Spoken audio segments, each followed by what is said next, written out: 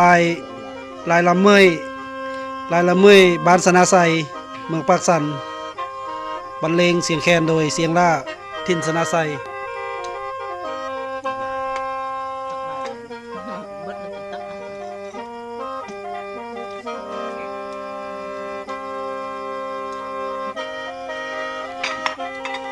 ช่วงนี้บ่มีคลิปยาวก็ส้มคลิปสั้นไปก่อนเด้อพ่อแม่พี่น้องแฟนครับบุญใส่ขอให้สุขภาพแข็งแรง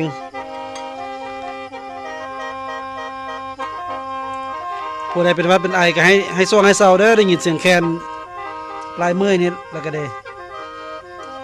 ฝากจากใจจริงมาให้เด้อ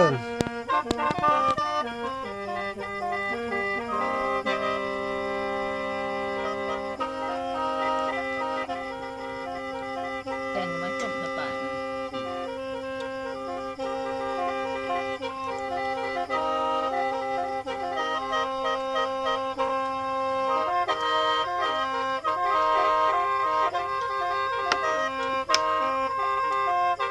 เมียว่า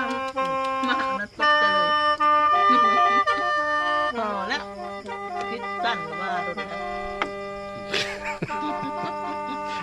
เอาคลิปสั้น3 นาทีเด้อเอานี่มันลายลำเมยจังหวะ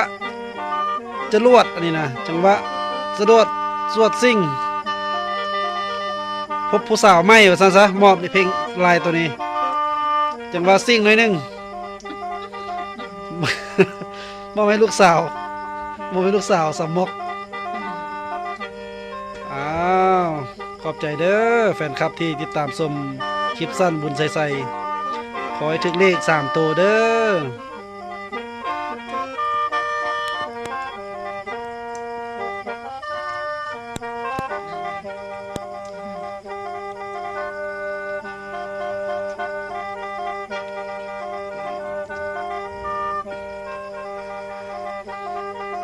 โอ้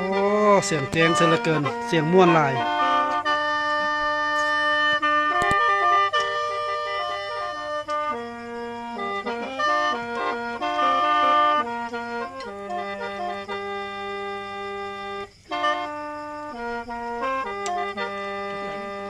จบไป